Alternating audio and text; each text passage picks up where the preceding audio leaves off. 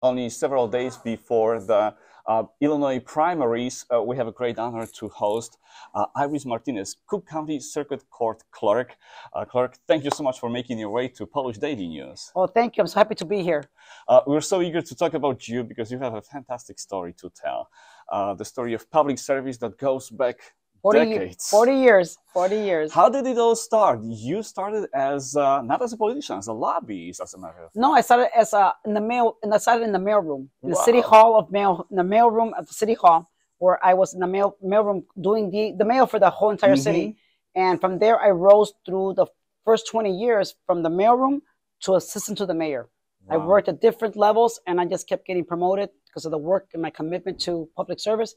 And So then from the city, they sent me to Springfield to lobby to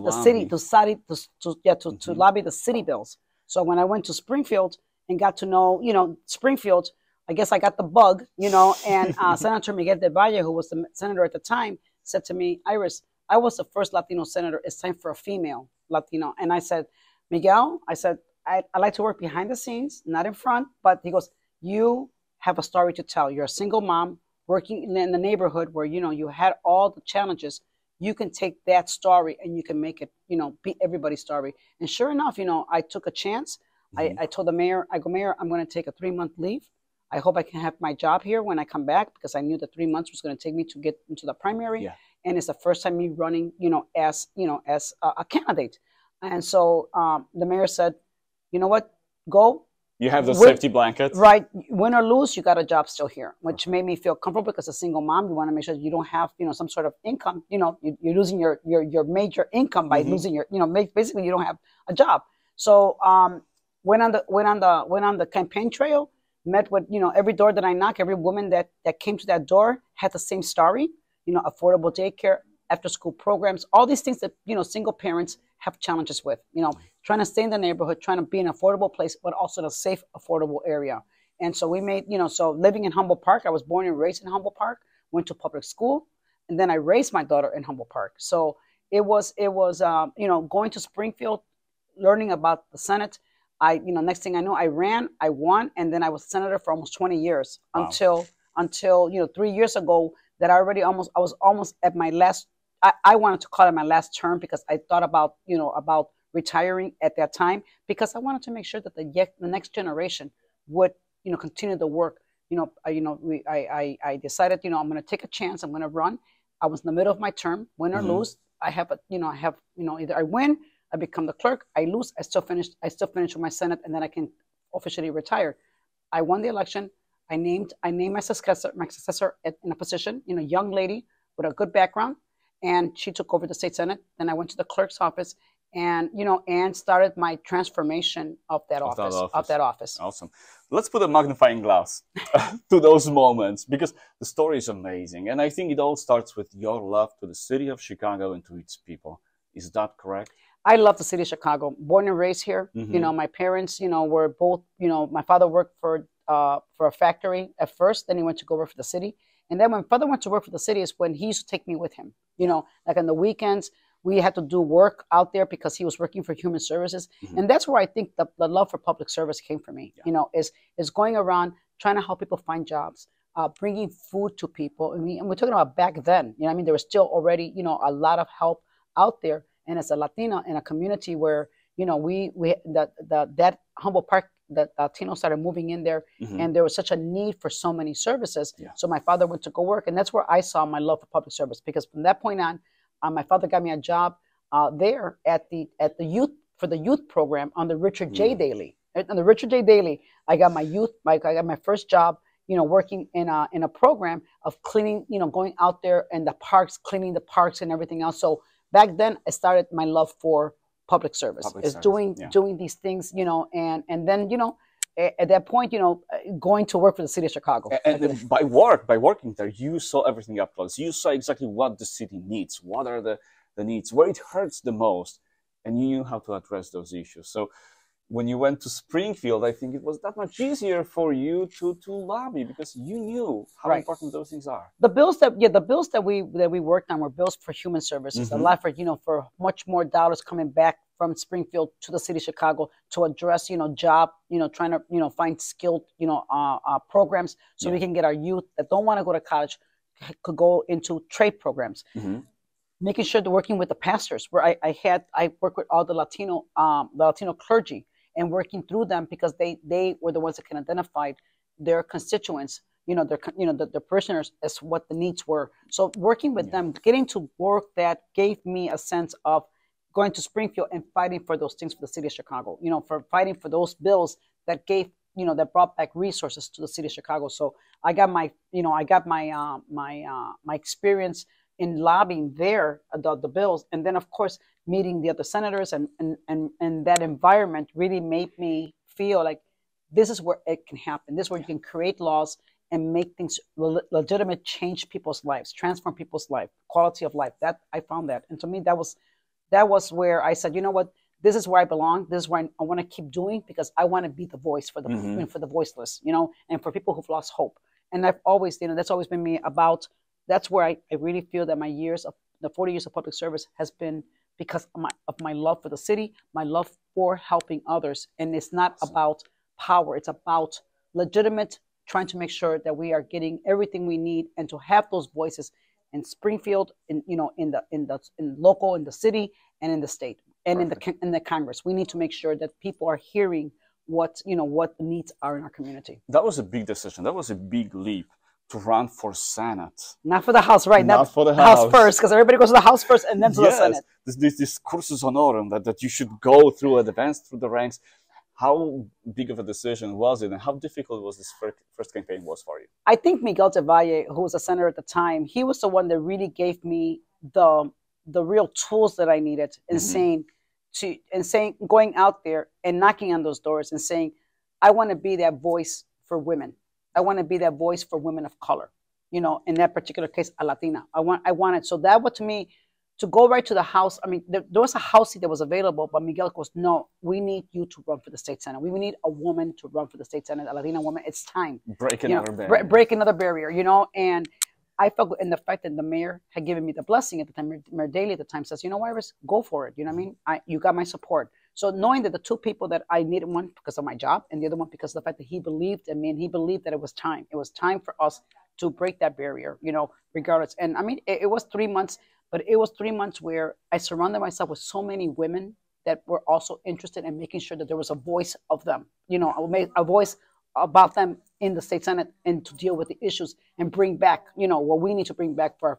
So it was a tough decision, but I felt that it was an easy one to make because I felt the support that I needed. I had the backing, had the support, that's all that mattered at that time. Yes, so many people saw something in you back in the day, at that early age, at early stage of your career. And I think this is super important that those people who really know you can recognize that spark that will be driving you going forward. Well, they say that I'm like the energized bunny. I mean, I have a lot of energy in me. I've always been that way. I'm very, not that I'm hyper, but I'm very energized. I wake up every morning, thank the Lord every day. Thank you for another day. Send me out on your mission. And that to me has been my attitude. And nothing is impossible. Right, nothing's impossible. I can work and try to create and try to, and help bring back or at least advocate. That's all I can do. But you know what? I always say that, when I do it, people listen because, I'm very passionate. People think, is she angry? No, I would say, no, you don't want to see me angry. I'm just passionate. There's a big difference between the two. So I can attest to that. Women is the recurring theme, even in our conversation. And I think you feel as a representative for women. Is that true? I am because you know what, as a single mom, the challenges, from domestic violence, to housing, to, trying to, be part of solutions as opposed to, because I think all of us have our experiences. We have to make sure, what's the solution to some of these experiences? What do we do and who do we work with? Who do we collaborate with to making sure that the message is, that we're working collectively together to ensure a quality of life for individuals. So for me, the women, the thing around women is there is just so much, because when you look in Springfield, when you first got to Springfield, it's a male dominant world. I mean, very few women are able to make it.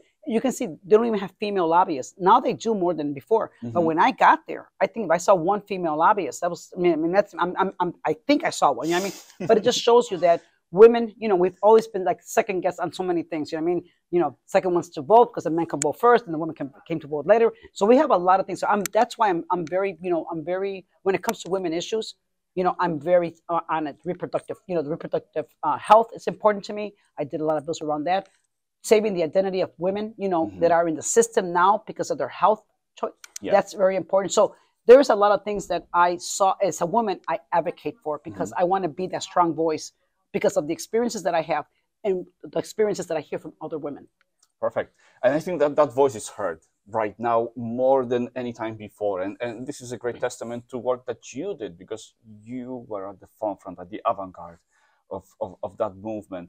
How many years did you spend in the state senate, and what are some of the bills that you're most proud of? I spent like 18 years in the Senate, but I spent over 20 years because I went down to Springfield first to lobby. So I've got over, you know, I went down there in 2000, and you know that's when I started looking at the Senate, you know, and how to, you know, be part of the Senate. And you understood it before you joined. Before I joined it, even though, you know, one thing was when you look down. I remember sitting up in the gallery in Springfield looking down because I had the Senate in the Senate chamber looking down, and I remember seeing so many little women down there. On the Republican side, I think I only saw 2 women, you know, and on in that time in 2000 there was only maybe 8 women on the Democratic side, but we were not in the majority. The Republicans were in control that time, and seeing down there and not seeing someone that looked like me at all. I mean, at all, across both sides of the aisle. And it's funny because I was sitting up there and I actually saw myself down there. I mean, it was like I had one of those, you know, like vision that I saw myself sitting in this chair, you know, down there. And I said, and the first thing I said, yeah, maybe I need to spice this place up a little bit with a little brown, you know, that's what I said. It's like joking around. And it's because when I did get elected, that chair, that seat was available. So I actually went to that seat. I said, this is the seat that I want. You know what I mean? So it was, you know, it came out, it was like a dream that came true. You know what I mean? And not that I was dreaming, oh, I want to be a senator. No, it's just, you imagine, you have this, you know, these visions about what can you do more, you know, and to see that vision that I had, and then actually now I'm taking an oath in that seat was something that really, you know, and when I took that oath, I said, this is not for me. This is for all the women out there. They're taking the oath with me together. You know what I mean? So that's why I said I've been very, very active in all women issues because of the fact that there's not a balance in Springfield yet, you know. And today, when you look at the Senate today, 20 men and 20 women. That's a balance, right? And on the Republican side, they have a little bit more women. They still don't have people of color on the other side, but we're working on that. We're working on that. But that was the experience that to me really set off my, you know, my 18 years that I actually spent in the state Senate. And then, you know, taking a chance, as you know, I'm in the middle of my term, let me run, see what happens, right? And then, you know, and then I retired from the Senate. I remember when one of your first speeches as the clerk of the Circuit Court of Cook County, you spoke about women with beautiful brown eyes, beautiful brown hair. I remember how wonderfully this resonated through so many people. So again, thank you for that, because you indeed are a trailblazer. In so many cases, you are the first Latina woman that assumed certain offices. So, yeah, first Latina to assume the role in, you know, as a senator, you know, and then working on making sure that we can get more Latina senators into the state Senate. When I left the state Senate, there was already 4 Latina senators, which was a progress. It was that was a progress for us. Not as quickly as people want to, but at least that was a progress. It's a progress, and that to me was important. You know, and then going over to the, you know, leaving there and then going over to the clerk, knowing that, you know, it's not as, you know, not creating laws. I mean, it's not, you know, but it's just as important because it's still part of access to justice. It's still part of what we need to do in the judicial system to make sure that people are getting a fair, you know, visit to the office, where people are not being just, you know, judged by walking into the courthouse. I've worked with the staff there to make sure that when they're there, it's about the people walking in. It's about respect, dignity, you know, empathy for anybody walking in, regardless of what they might come in for. For me, it's about making sure that we continue to respect and work to help these individuals that are coming into our offices to ask for help. What are your responsibilities as a clerk of a Cook County Circuit Court? Our main job is to maintain the record. So in other words, I have a clerk in every courthouse, in every courtroom. A courthouse cannot run without the clerks. A courtroom cannot run without a clerk.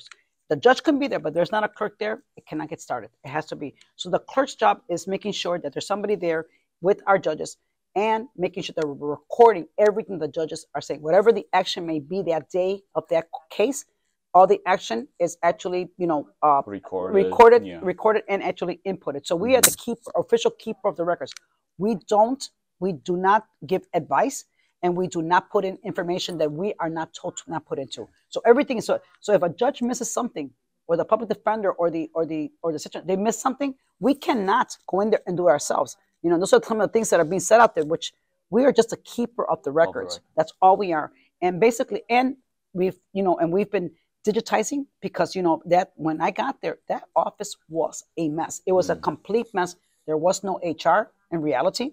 There was clutter all over boxes and boxes, and I came in COVID. I came in 2020. So on top of all those problems, December of 2020. That was when I took my oath. So you can imagine that what I walked into, especially that first year of COVID in 2021, trying to get our clerks to come back to work because everybody was out. Remember, trying to make sure that when they came back to a safe and healthy environment. We had to get rid of boxes. We had to separate desks because everybody was on top of each other. In those offices. Technology. It was right. It was just a matter of taking one thing at a time and dealing with it.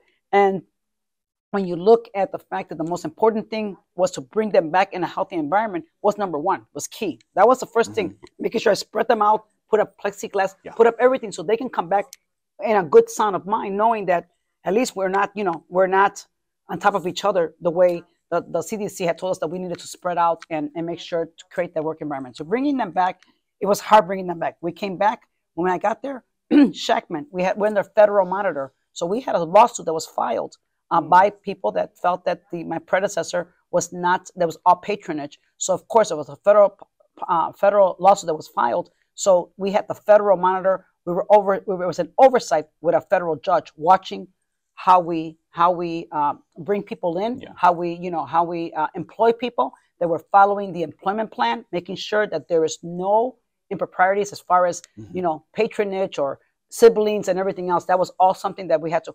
And the first 18 months of my administration, we worked so closely with the federal monitor that he dismissed the lawsuit, saving the Cook County taxpayers, millions of dollars, because that was a very expensive lawsuit. So that I took care of that right away, and 18 months, and we were able under them to hire the first 200 because there was a vacancy. Hiring freeze. There was a hiring freeze because of what happened. So then that was lifted. And we were able to, under them, they watched us. We were able to hire the first 200 employees. We were able to hire under them, and them watchful eye of them, and checking every box and making sure that we're doing everything legitimately correct. And that's what we did, and we were able to get dismissed from that lawsuit. Wonderful.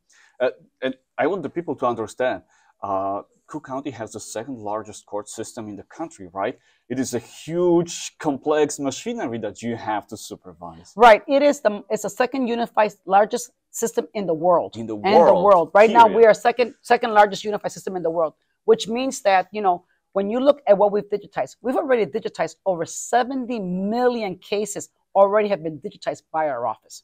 Wow. So you can imagine trying to make sure that we can get away from paper, and of course the carbon paper that everybody jokes about. No more carbon paper, even though that's the judges, they love their carbon paper. But at least we started to really, really modernize the system, modernize the technology, because in reality is the judges, they love to hold the file with all the information. But guess what?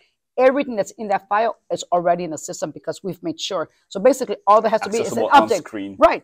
And all you gotta do is update.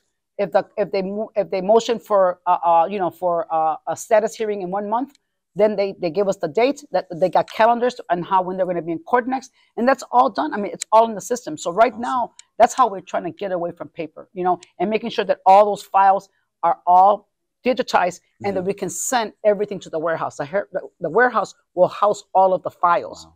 But over there, we also have a big scanner that we're scanning so one case can have 30 documents to that one case. We have to make sure that 30 documents are digitalized and accessible. Exactly. So it's a very complex, but knowing that it's the second largest in the whole world, it gives me pride to know that, you know, we are really dealing with, you know, something that people are looking at. And, you know, I talk to all the other clerks, you know, the Will County clerk, the DuPage clerk, because we have meetings, you know, we have two meetings a month, just for them to find out what's going on. And they all look at our office as you know, they bounce ideas back because of the work that we're doing there, because they're smaller, they're much smaller, but you know, but the ideas are exchanged. The ideas, right? Because every has to go through Odyssey and, you know, and Tyler, so we're all in the same system. So yeah, sometimes, you know, they are just getting now to certain things that we've already done already. So awesome. Again, because, you know, because we have to be on top of our game. Yeah, and you set the trends pretty much for other courses. Right. And, you know, and I'm very proud of the work that has been done in that office, you know, surrounding myself with some really good experts in their own, you know, in their own field, you know, and we've been able to, the last 3 years, there's never been a complaint from the Board of Commissioners about my budget, about my office, about anything. There's always been, not like when my predecessor was there, you know what I mean?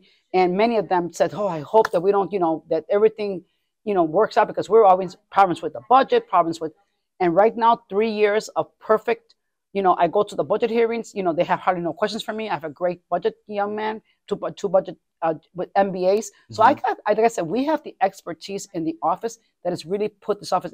And you know what? When you hear the negative things that are being said about an office where many of them are professionals, that their integrity, you know, they feel, you know, so dishonored by those kind of comments when they work day in and day out, night after night, making sure that our budget is right, making sure that we have money for hiring, making sure that we, you know, that we're doing everything, you know, correct, you know, and it hasn't been easy because, you know, unfortunately, you know, the president of the board, I'm not her favorite person, unfortunately, for whatever reasons, I have no idea, you know, and I think a lot of it's because I didn't go with the flow when it came to the candidates they wanted, and I went the other way, because I'm always going to go the other way. You follow your heart. I follow my heart. Exactly. I follow my heart, you know, and for them not to support me, for the party to actually, I'm the incumbent, I'm the only brown person as constitutional officer at the top of the ticket, to know right now you have a ticket, right now they're promoting out there that has no Latino at the top of the ticket. I have a problem with that. How do I motivate my people to come out to vote? Yeah. How do we motivate anyone to come out to vote? You know what I mean? It's unfortunate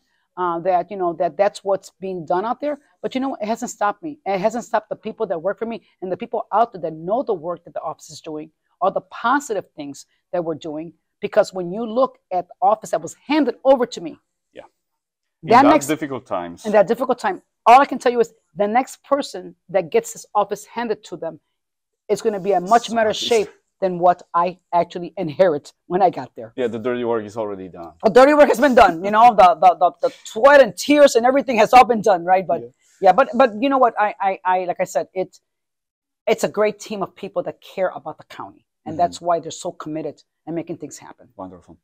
Let's talk about why these primaries are more important than the elections that will happen in November. Well, the primary basically sets who the candidate will be, because at the end of the day, the primary, whoever wins in the primary, will automatically, because we are a blue state, we are blue, we're a blue county. I mean, we're a Democratic county. So, you know, when I ran and became I wasn't supported the last time either. I was not supported by the party, and I won. And I won by 1.5 million people came out to vote for me, you know, in that election.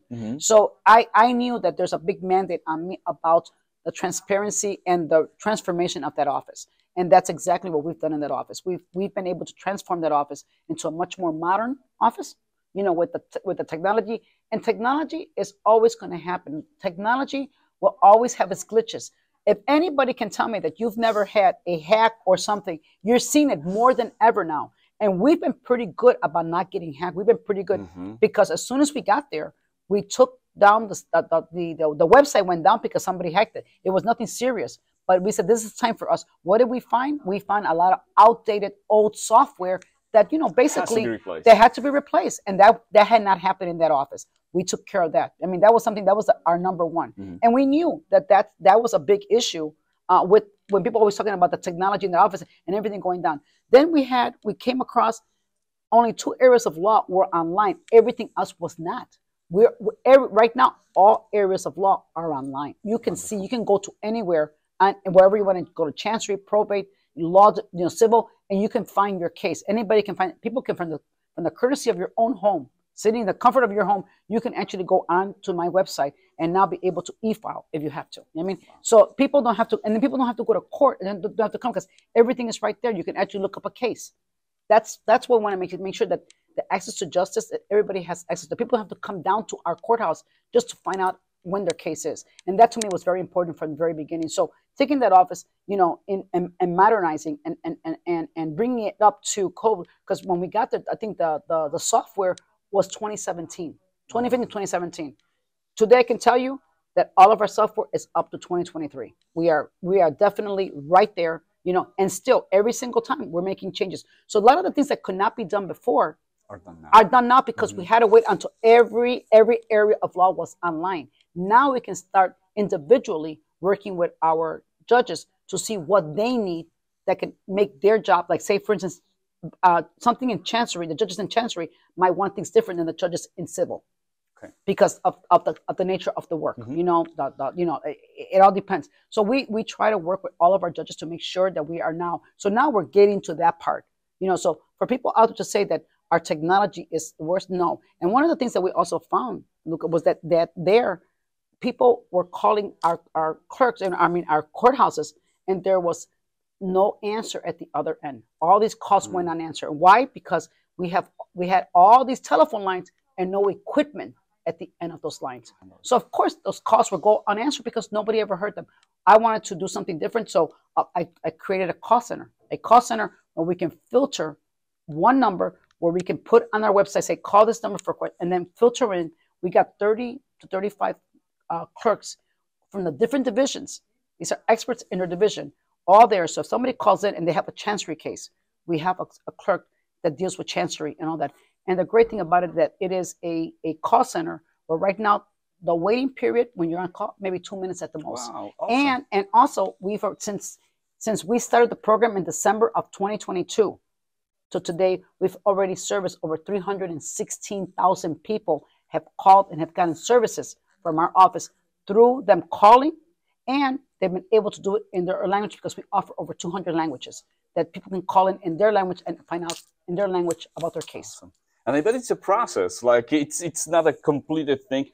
It still evolves. It's getting improved and it's getting better. Every day we make adjustments accordingly. Because every day you might find a little glitch. You might find something that was never. And again, this is the process of evolving. We are evolving. One step ahead of the hackers and everybody who might potentially harm. And I talked to my IT guy the other day. He goes, you know how many attempts of hacking have happened, and we've been able to, fend them off. Look at what happened in Lurie. Look what happened at AT&T. Again, for us, for instance, that our system keeps going down. Not true. Our system has not been down. The call center, my opponent says we have a lot of drop calls. Well, first of all, the call center is with landlines. We don't have drop calls. The drop calls might come from the person calling in. And guess what? That's under less than 0.5%. A small little fraction of 316,000 calls plus that we've already taken care of. So it just tells you that it's a system like every other system. It'll have a glitch here and there.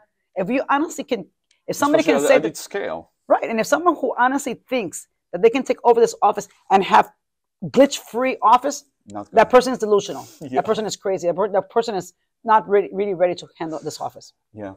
Let's talk about your involvement in the Democratic National Convention, because you're very active there.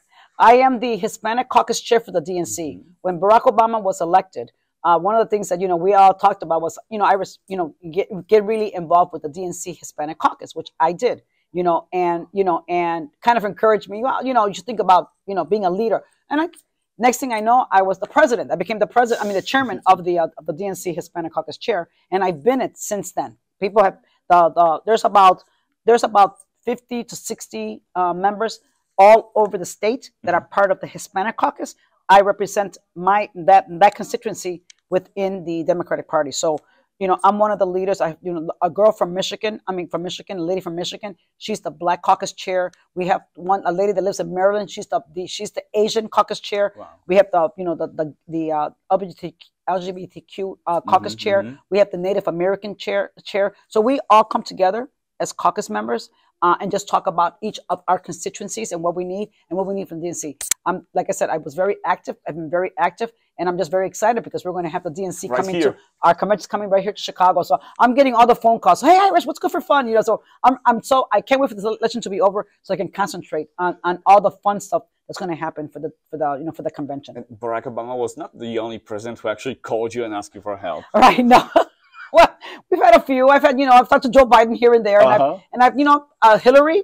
I got the Hillary Rodham Clinton Award some years ago. You know what I mean? So I've been very involved with and been able to visit with them. You know, in my years of being in the DNC and just being an active member with all the other folks. You know, I sit on the rules and bylaws. So the rules and bylaws is a very important part of the of our DNC because of the fact that we are the ones that create the rules for the conventions and everything, the delegate selection. All of that is all discussed in the rules and bylaws. There's been times when our rules and bylaws have been 8 and 10 hours long.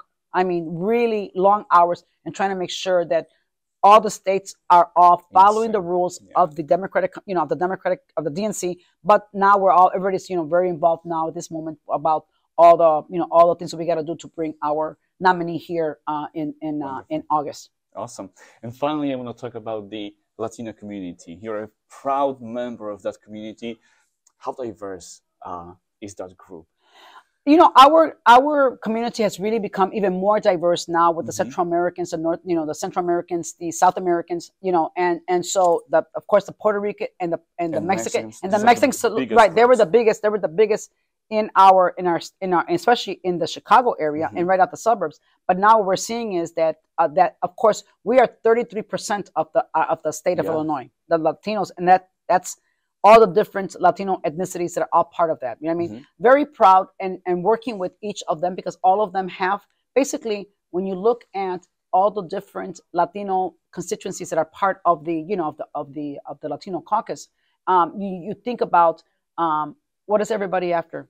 Jobs, stability, better housing, safety. The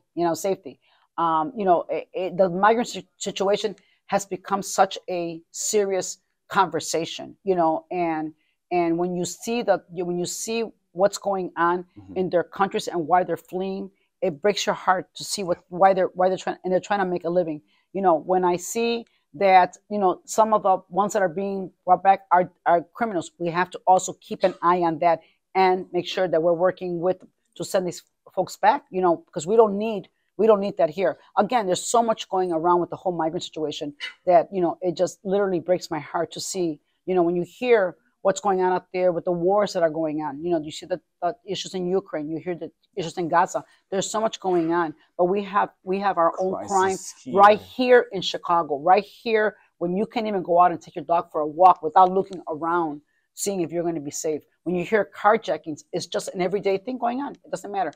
These robberies, these burglaries, and the assaults on individuals is just out of control. And you're not hearing much, from the police superintendent. You're not hearing much about it from the mayor. And it really worries me. The convention worries me in the sense that, the first, call that you'll get, am I going to be safe out there? Yeah. And that really is such a, it shouldn't be like that. It shouldn't be disheartening. If anything, I want to promote, no, Chicago is a great city, we have, and which it is. It's a great city with so many great resources, so many things to do. Anybody can come and spend a week here and be able to have fun every single day in Chicago, because of all the things that we have available here. Right. But it's sad that right now, because of the crime situation, because of this, smash and grab and these looting that's going on, these robberies, these assaults, it's everywhere. Organized crime, because we have to call it by the name. Exactly. And it's everywhere. There is no one safe community anymore. You know what I mean? I've lived there 25 years. I've never seen this bad. I used to be able to, to go out and sit outside on my balcony, and without a problem, it's not the same anymore, and not the same. I've seen young men running down the middle of my street and getting shot at the 7-Eleven in the corner. I mean, it's just sad to hear and see this is going on, and we're not seeing much of any direction in how we're handling it. It touches us in so many different areas. In many, and you see it in the courts. When I go into the courts and I see the domestic violence situation getting so out of control, we're seeing more orders of protection than we've ever seen before.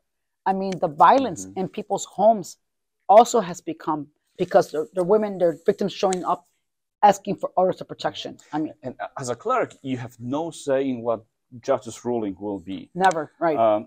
But I think you're fighting for transparency, and you're fighting for the records to be available to the general public so that we know what's really happening in those Because courtrooms. the only way that we can be accountable is to accessibility. If the access to these records or access to the information, we're not going to ever give anybody's personal information out. However, we can see the data and seeing where our problems are at. How do we start creating policies around that data and the targeted areas that we need, when we're seeing. So we're trying to create dashboards. We're trying to create much more. But all I hear is, we have to just make sure that we're getting people out of jail. You know what I mean? There's got to be a balance. Yeah, this seems to be the number one objective. Right. There's got to be a balance on all of this, on everything. And that's why I'm saying that data and being transparent and sharing that data out there is the only way we're going to be able to have some accountability, because now we have access. And we cannot be held accountable if we don't have access to information. You know what I mean? And that's what I want to make sure as a clerk, to be transparent. And there's a resistance against me now for that. You know what I mean? But I am the most honest and open person anyone could ever meet. And I think a lot of people that know me will say that, because I care. I am not about sitting on an ivory tower, dictating and choosing and everything. No, I'm right there in the grime of the work. I've been there for over 3 years already. I haven't even taken a vacation, because that's important. That's how important this job was, to make sure that we start addressing an office that was not, held accountable, 20 years. It was working in its own silo. I am about working with everyone, all the different partners, because that's the only way we're going to be able to get to legitimate solutions when we work. But right now, because of this campaign, I'm being siloed. I'm always reaching out, but I'm being siloed. I'm being, and again, I can't wait for this to be over so we can continue the work. But don't be fooled that there's folks that just don't want me, because I'm very transparent and open, and I want to be able to get, work with all those policymakers to make sure that we are addressing the true problem, and that access to justice is not only that, but that it's actually working, that there is a solution at the end of the day,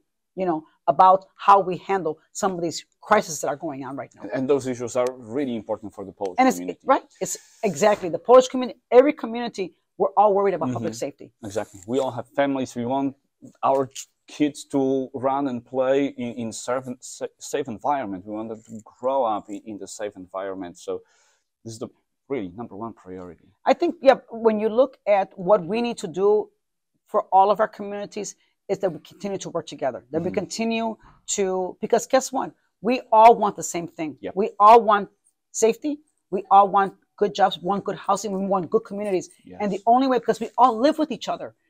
There isn't a silo where only these people live here, and only these people. Me. Right? No. When I look at Albany Park, one of my diverse ward is my ward. It's a melting pot. I have. When you look at Albany Park, look at how many languages are speaking in one school alone. One of my high schools has about 40 languages. You know what I mean? So again, this shows you how diverse, and that we can live with each other.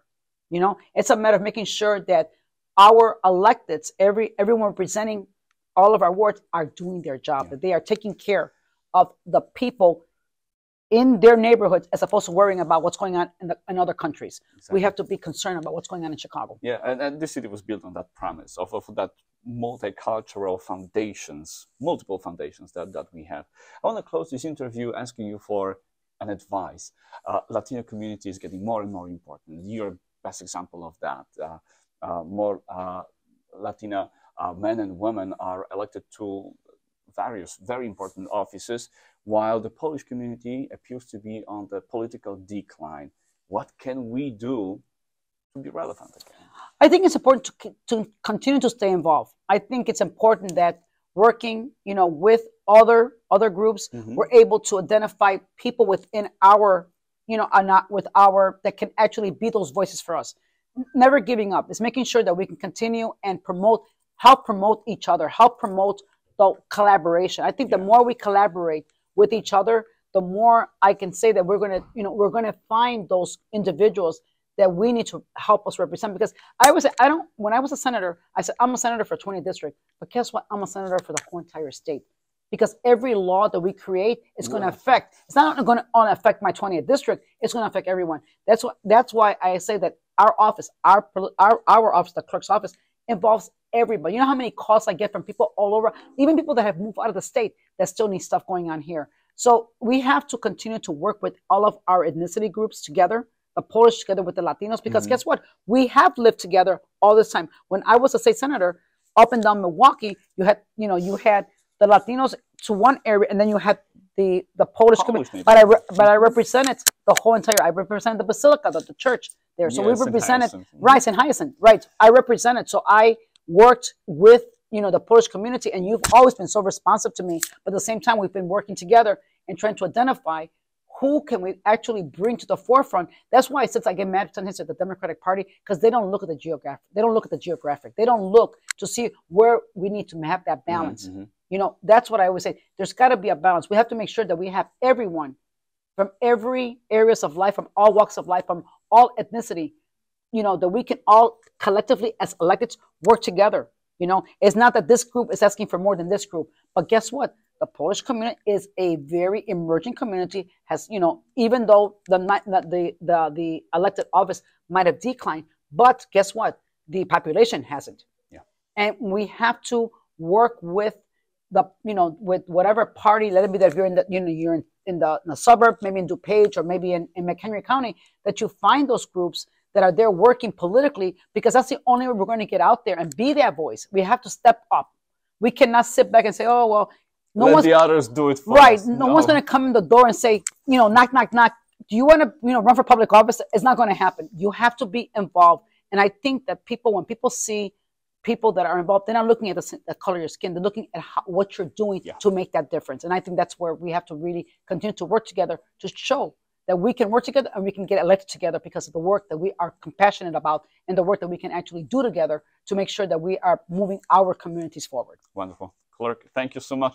Ladies and gentlemen, the basic level of involvement, this involvement that Clerk Martinez said is so important, is to get out and vote.